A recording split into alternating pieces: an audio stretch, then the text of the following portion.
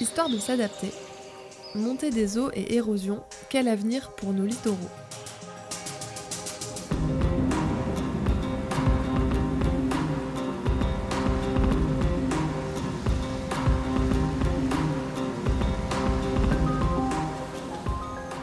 Je m'appelle Camille, j'ai 30 ans et j'habite un petit village du nord de la France. Depuis quelque temps, j'ai décidé de comprendre et d'aller rencontrer celles et ceux qui s'adaptent et qui dessinent des territoires plus résilients face aux risques climatiques. Dans chacun des épisodes, je me questionne avec vous sur l'une des 5 grandes vulnérabilités de la région. Aujourd'hui, je vous propose d'aller voir la mer. Nous allons parler du littoral face au changement climatique.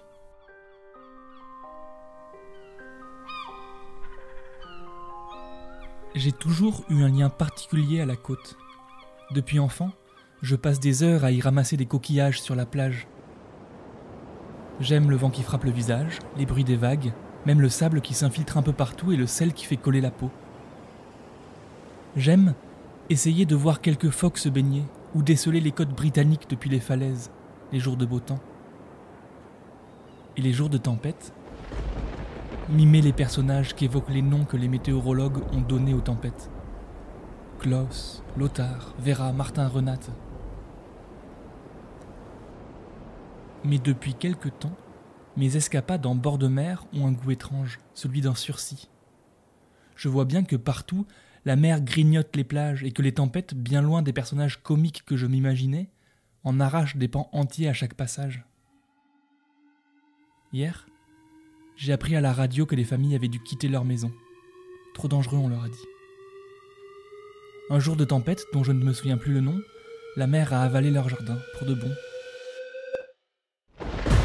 Jakarta, 11 millions d'habitants, une des villes les plus densément peuplées de la planète et une des villes les plus affectées par la montée du niveau de la mer. Alors la décision est prise, la capitale va déménager. Il cherche terre d'accueil pour ses habitants menacés par la montée des eaux. Dans les allées, nous rencontrons ce ministre de Tuvalu, un archipel du Pacifique de 10 000 habitants qui disparaîtra totalement dans 30 ans si le réchauffement climatique continue d'accélérer la montée des eaux. Des tempêtes de plus en plus fortes et fréquentes, le littoral français s'érode rapidement. Les habitants des côtes sont en première ligne. Va-t-il falloir battre en retraite? Bienvenue sur la côte d'Opale, bijou du nord de la France. C'est ici que la falaise du Cap Blanc-Nez s'est effondrée il y a quelques jours. Dans le nord, c'est l'intégralité des Flandres qui se retrouverait sous le niveau de la mer. Est-ce que, sous l'assaut des tempêtes, nos plages vont peu à peu disparaître? Est-ce que, comme le montrent ces cartes alarmistes qui tournent sur Internet, ce sera presque le tiers de la région qui se retrouvera demain les pieds dans l'eau? Si on regarde les Hauts-de-France, on a une partie des littoraux des Hauts-de-France qui sont des littoraux très bas. J'en parle tout de suite de cela, parce qu'ils sont extrêmement sensibles, extrêmement fragiles à des questions face à des risques, etc., par rapport à des littoraux qui sont plus élevés, littoraux à falaise, qui sont présents dans les Hauts-de-France, où des risques peuvent exister aussi d'érosion, etc. Arnaud Eckett est chercheur au laboratoire d'océanologie et de géosciences à l'université du littoral Côte d'Opale. Mais les littoraux des Hauts-de-France ont une grande partie, tout ce qui s'étend de Calais jusqu'à la Belgique et même au-delà finalement, c'est une grande plaine côtière qui a été gagnée sur la mer. Donc c'est des polders, c'est très bas, on est au niveau de la mer, on est même à certains endroits plus bas que le niveau des hautes mers. Et c'est donc évidemment des endroits qui sont des zones qui sont très sensibles à des phénomènes de submersion potentiellement, par exemple. Alors un polder, ce sont en fait des territoires qui ont été gagnés sur la mer. Arnaud Grave est délégué de rivage à la délégation Manche-Mer du Nord au Conservatoire du Littoral. Dans notre région, le plus important correspond en fait à l'ancien delta de la Ha, dans le triangle entre guillemets situé entre Calais, Dunkerque et Saint-Omer. Celui-ci correspond à une superficie d'environ 100 000 hectares et c'est donc une étendue de terre située sous le niveau moyen de la mer et qui a été asséchée artificiellement et donc qui est entourée de digues ou de dunes afin d'éviter l'inondation par les eaux marines en particulier. Alors, l'évolution du trait de côte, déjà, on va distinguer tout ce qui est littoral, les littoraux rocheux à falaise, comme le secteur du Cap Blanc-Nez, par exemple, qui est bien connu, qui est touristique, qui est magnifique, où là, on a un recul des côtes qui se fait, le recul de la côte, à un rythme qui est encore relativement lent par rapport à ce qui se passe au niveau des côtes meubles. Les côtes meubles, donc, c'est ce qu'on appelle les littoraux de plages, de dunes côtières, qui forment en fait une assez grande partie du littoral des Hauts-de-France. Dans le cas de ces littoraux meubles, là, la dynamique est beaucoup plus rapide. Là, on parle de plusieurs mètres parfois par année du mouvement du trait de côte. Donc, alors là, c'est peut-être un terme qu'il faut définir aussi. Ce qu'on entend par le trait de côte, c'est vraiment le marqueur qu'on va suivre, qu'on va essayer de suivre au fil du temps, voir si ce trait de côte est stable, si ce trait de côte recule, ou même parfois s'il avance. La création d'un phénomène où sur des côtes sableuses, les courants sédimentaires marins déposent progressivement des matériaux de sable, ce qui conduit à ce que le trait de côte avance vers la mer. À l'inverse, l'érosion, c'est le phénomène où les courants marins entraînent des matériaux sableux ou terrestres vers la mer et cela conduit bien sûr à un recul du trait de côte. La baie du 800, c'est des reculs absolument phénoménaux. Dans le centre de la baie, on a eu des reculs en une cinquantaine d'années, pendant la deuxième partie du XXe siècle, de l'ordre de 250 mètres, donc c'est environ 5 mètres par année en moyenne. Donc c'est vraiment énorme, et on se retrouve dans une situation où il y a un lotissement qui, il y a quelques dizaines d'années, la mer était à des dizaines et des dizaines de mètres, voire à une centaine ou 200 mètres, et qui maintenant, la mer, le trait de côte, il est tout près, parce que ça continue à reculer. Les rivages des Hauts-de-France bougent, et depuis toujours. Les activités humaines façonnent les littoraux, et les littoraux façonnent les activités humaines. Cette relation intime, organique, entre la vie au bord de la mer et l'évolution des côtes fait l'effet d'un équilibre fragile. Comment est-ce que le changement climatique va venir s'intégrer dans cette équation ? Quels sont les risques spécifiques sur le littoral ? Le changement climatique impacte directement le littoral, notamment du fait de l'accroissement des phénomènes tempétueux, de vents plus violents, de pluies plus intenses qui peuvent conduire aussi à de l'érosion depuis la terre.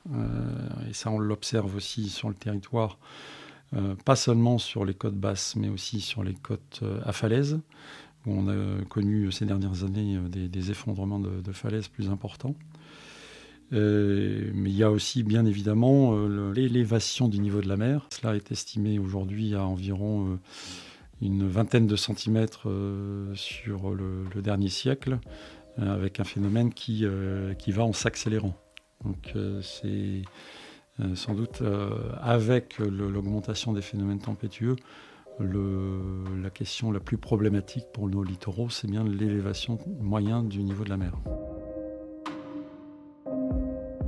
Concernant l'impact du changement climatique, ce qu'on observe, et qu'est-ce qu'on peut observer, ce qu'on observera surtout, c'est qu'en fait, il y a une élévation du niveau de la mer qui est attestée, qui est mesurée au niveau global, au niveau régional, avec les marégraphes dans les ports de la région, donc un peu partout dans le monde, et ici aussi. Et en fait, cette élévation du niveau de la mer, ce que ça va donner au fil du temps, c'est que les hauts niveaux d'eau extrêmes qui se produisent lors d'événements de forte intensité, lors de tempêtes, qui sont les événements lors desquels on peut avoir de l'érosion ou de la submersion, ou les deux en même temps, vont se produire, en fait, ces hauts niveaux d'eau vont se produire de plus en plus souvent, puisque le niveau moyen de la mer augmente, et donc le niveau des hautes mers augmente. La submersion marine, c'est un phénomène qui correspond à une invasion par la mer de territoires terrestres, suivant différents phénomènes, soit par paquets de mer lors de phénomènes tempétueux, et notamment aussi lors de coefficients de grande marée. les deux phénomènes pouvant être cumulés, et c'est là que les risques sont les plus importants.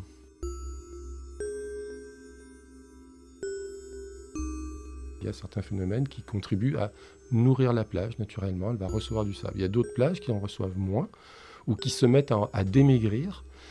Et ça peut être aussi lié à des actions humaines, à des structures, des infrastructures humaines. Si on construit un quai, on allonge une jetée, des choses comme ça perturbe finalement ces mouvements de sédiments.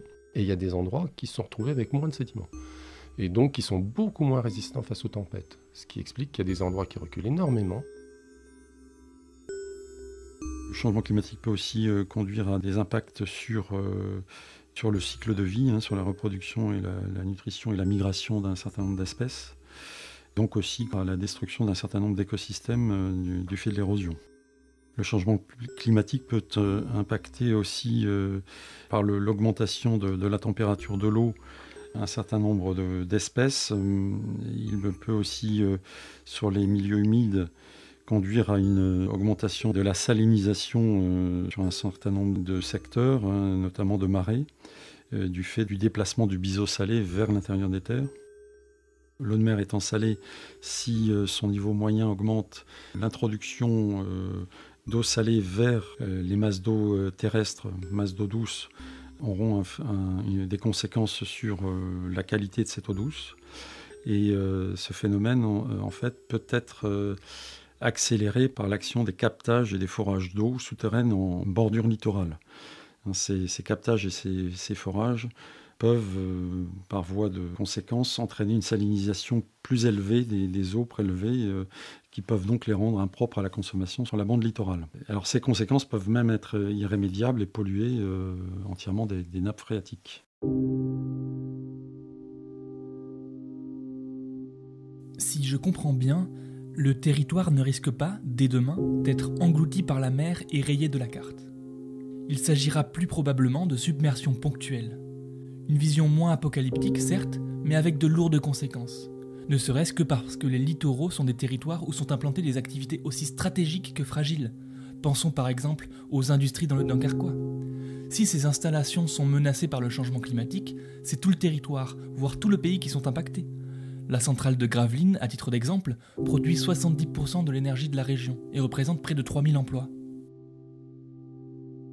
Ce qu'on sait, en regardant des études statistiques qui ont été réalisées, c'est que des niveaux d'eau qui se produisaient une fois par siècle au début du XXIe siècle vont ensuite se produire tous les ans à la fin du XXIe siècle.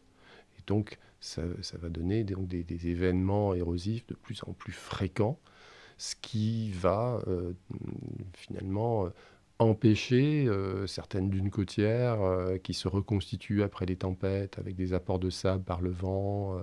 Petit à petit, vont pouvoir se reconstituer, c'est ce qu'elles font souvent, mais si elles n'ont pas suffisamment de temps, s'il y a trop souvent des tempêtes qui viennent saper la base de la dune, ces dunes auront de plus en plus de mal à se reconstituer, et c'est déjà des choses qu'on observe sur certains secteurs, avec des dunes qui ont beaucoup plus de difficultés à se reconstituer que dans d'autres secteurs qui sont moins alimentés en sable. Là, lorsque c'est moins alimenté en sable, elles se reconstituent beaucoup moins facilement. Le changement climatique avec la hausse du niveau marin, avec possiblement des fréquences accrues de tempêtes rapprochées dans le temps, comme on commence à le voir et comme certains scénarios semblent le décrire, ça peut effectivement diminuer cette résilience du littoral. Au contact de ces deux Arnaud, je me rends compte que le changement climatique vient perturber et accélérer les évolutions que nous connaissons déjà. La question n'est pas de savoir s'il faut s'adapter, puisque l'adaptation fait partie de la vie sur le littoral.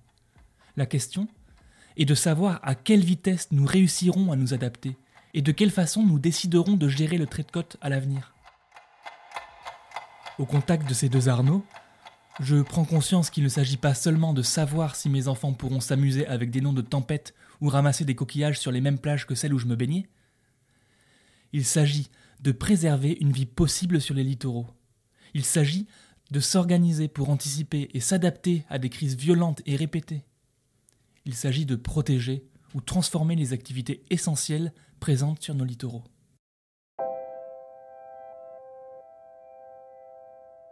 Les ouvrages de génie civil comme les enrochements, les digues qu'on va construire le long du littoral pour protéger, pour stopper l'érosion côtière, donnent un sentiment de sécurité. Le béton donne ce sentiment-là par rapport à des dunes côtières qui peuvent jouer exactement le même rôle, mais qui évidemment ne donnent pas le même sentiment puisqu'elles sont mobiles, puisqu'elles peuvent se faire éroder, même si elles peuvent ensuite se reconstituer. Mais dans la population en général, on a beaucoup plus confiance, bien souvent, dans ces ouvrages de génie civil. Par contre, ce qu'on oublie, c'est qu'ils ne sont pas indestructibles et il peut se créer des brèches, ils peuvent être endommagés. Ce qu'on a observé par exemple à Dunkerque, dans cette digue devant laquelle il y a eu ce grand rechargement de plage, en 1949, lors d'une tempête, il y a des brèches qui sont créées, ça a été éventré, l'eau est rentrée, des quartiers entiers de Dunkerque jusqu'à Rosendal ont été envahis par de l'eau. Mettre des enrochements, construire des digues, etc. C'est artificialiser le littoral. Ça, ce sont des ouvrages qui ont tendance à être négatifs pour la plage, ce qu'on oublie souvent ou ce qu'on ne sait pas dans le grand public. C'est-à-dire que ces ouvrages-là vont être efficaces pour protéger du recul, protéger de l'érosion, pour protéger la route qui est derrière, pour protéger les maisons qui sont derrière. Mais c'est absolument pas bon pour la plage parce que ça augmente la réflexion de la houle des vagues sur la plage, ça remet en mouvement du sédiment et le sable a tendance à partir. Donc ça contribue à éroder la plage. La gestion souple du trait de côte, c'est une méthodologie qui fait appel au caractère résilient des écosystèmes littoraux qui ont su de tout temps s'adapter aux conséquences des phénomènes climatiques et tempétueux venant de la mer notamment. La chance qu'on a aussi dans la région, c'est d'avoir des stocks de sable importants un peu au large. Et ça, c'est quelque chose qu'on peut aussi exploiter, j'allais dire avec parcimonie, en faisant...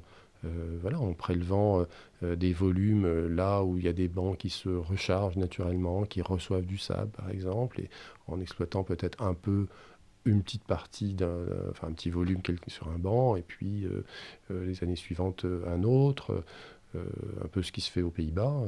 Il y a des prélèvements qui se font à certains endroits pendant un moment, et puis après ça on va plutôt sur un autre banc. Donc le rechargement de plage, c'est aussi une solution qui offre beaucoup d'avantages en permettant de conserver la plage ou même de l'agrandir, de fournir du sable qui ensuite sera disponible pour les dunes, par exemple aussi. Aux Pays-Bas, ils se sont rendus compte qu'en examinant les volumes rechargés sur les plages et en examinant l'évolution de leurs dunes côtières, ils se sont rendus compte qu'il y avait le tiers du sable qui disparaît de leur rechargement de plage, qui n'allait pas repartir pas en mer, mais qui allait dans les dunes, et qui consolidait les dunes. Donc on recharge la plage, mais après, une partie de ce sable aussi sert à consolider la barrière, l'obstacle naturel que sont les dunes. Il y a plusieurs techniques pour essayer de favoriser la croissance des dunes, essayer de les consolider, de les rendre plus résistantes en fait à l'érosion. Donc il y a une technique qui est assez classique, effectivement, c'est de planter des zoyas, qui sont une plante qui est très bien adaptée à ces milieux dunaires et qui va s'élever au fur et à mesure que la dune s'élève et qui va consolider, piéger le sable finalement, ralentir le vent, et donc il y a des grains de sable qui vont se déposer, et puis la plante va pousser au fur et à mesure que la dune s'élève. Il y a aussi d'avoir recours à des branches de sapin qu'on va mettre sur la dune pour essayer de piéger le sable. Tout ça sert finalement à essayer de ralentir localement le vent. Et en fait, les grains de sable vont s'envoler si le vent a une certaine vitesse, ils vont pouvoir continuer à être transportés par le vent. Mais si à un endroit le vent diminue de vitesse parce qu'on a mis ces obstacles semi-perméables par exemple, et ben là le vent n'est plus assez fort pour pouvoir continuer à les transporter et les grains de sable se déposent. Donc s'ils se déposent, et ben à ces endroits-là, la dune elle gagne du sable. Donc ça c'est quelque chose qui marche bien. Il y a certains endroits où on pourra peut-être reculer, parce que ça c'est de plus en plus finalement dans l'approche même des services de l'État qui se préparent vraiment beaucoup à ça et qui proposent de plus en plus ça, mais il y a des endroits où il faudra certainement reculer.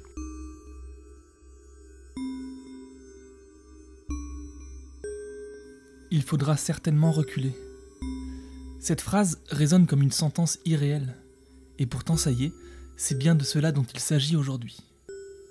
Évidemment, une telle stratégie, même si elle est indispensable pour être à la hauteur des enjeux, nécessite d'organiser le plus sérieusement possible la coopération de multiples acteurs et l'implication de toutes et tous dans la réflexion. Car les changements sont profonds. La solidarité et l'échange des pratiques entre nos régions littorales doit être source de coopération et de solutions collectives. Les questions d'adaptation nécessitent des planifications de moyen et long terme qui sont telles qu'un certain nombre de projets doivent être élaborés pendant des durées qui peuvent largement dépasser des mois et durer des années. Ça nécessite une planification territoriale qui implique une concertation de long terme. Pour ce qui est du futur, il y a moyen d'essayer d'estimer ce que pourrait être la position du trait de côte dans le futur. Il y a plusieurs moyens de faire ça. Il y a des modèles plus ou moins complexes qui servent à essayer de simuler les processus, etc. Et puis il y a des approches où on peut regarder les tendances passées, projeter ces tendances-là dans le futur, rajouter l'élévation du niveau de la mer avec un scénario du GIEC pour voir si tel ou tel scénario se produit en termes d'élévation du niveau de la mer. Qu'est-ce qu'on est susceptible de voir se produire dans les prochaines années? Et c'est quelque chose qu'on a fait dans le cadre d'un projet de recherche, qui est le projet COSACO. Et on a fait une cartographie qui représentait, au bout d'une 50aine d'années, ce que pouvait être le littoral en prenant ce type d'approche. Et donc, ça produit des cartes qui montrent des zones qui sont susceptibles de connaître des submersions marines dans le futur, ou peut être le trait de côte dans le futur, si on ne fait rien. Si les choses continuent sans qu'on ne fasse quoi que ce soit.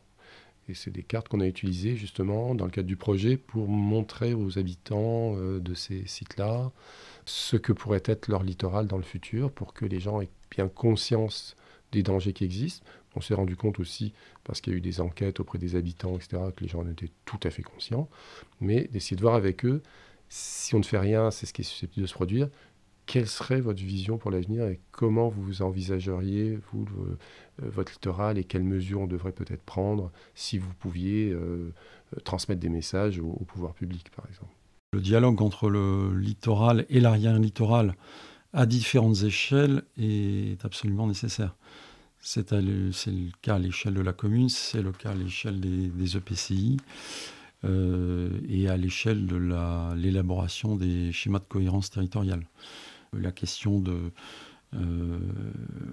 l'équilibre entre les différentes activités sur le littoral peut être discutée et coordonnée.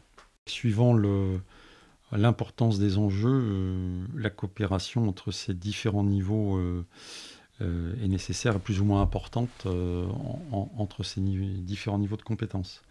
Il y a aussi évidemment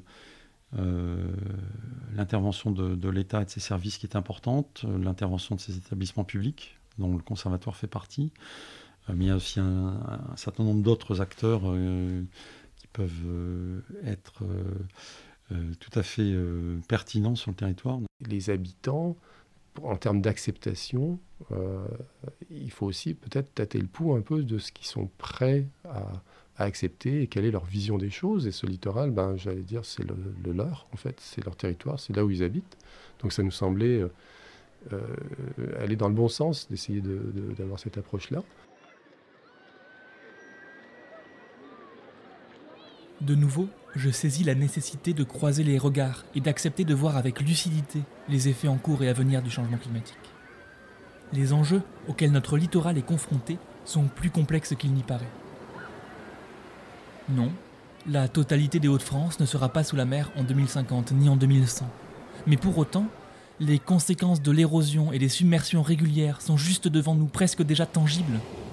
Et elles impliquent de profondes transformations dans notre organisation collective, dans notre économie, dans notre manière de faire territoire. Elles nous obligent aussi à faire des choix. S'adapter, là où c'est possible, en s'appuyant sur les milieux naturels et sur la coopération entre les acteurs, et reculer, là où s'adapter n'est plus une option. Ces bouleversements, là encore, appellent à se parler, à coopérer pour affronter ensemble cette nouvelle donne, cette nouvelle réalité. Et dans ce contexte, notre responsabilité est de faire valoir des solutions d'adaptation assumant une réelle transformation de nos territoires. Notre responsabilité est de garder espoir et de transformer cet espoir en action. C'est en écoutant et en me référant aux discours et aux écrits des scientifiques que je trouve des sources d'inspiration. Quand je me replace dans mes premières années, quand je suis arrivé à l'Université du Littoral, parce que je ne suis pas de la région au départ, mais maintenant ça fait quand même plus de 25 ans que je suis ici, que je regarde ce qui se passe sur la côte, qu'on l'étudie, c'est que on voit que dans la population en général, les gens sont beaucoup plus conscients finalement du problème qui est lié au changement climatique, pas que sur le littoral, mais globalement. Et que ça, je pense que c'était la première condition pour qu'on aille vers un changement qui ne se fait absolument pas au rythme qu'il faudrait pour essayer de réduire les émissions de gaz à effet de serre, etc. Mais c'est la première chose, c'est d'en être conscient. Et là, je vois que, en termes des impacts, en tout cas sur le littoral, je crois que les gens en sont de plus en plus conscients. Ils voient bien les choses qui se produisent. Chaque action compte, chaque année compte, et chaque fraction de degré compte.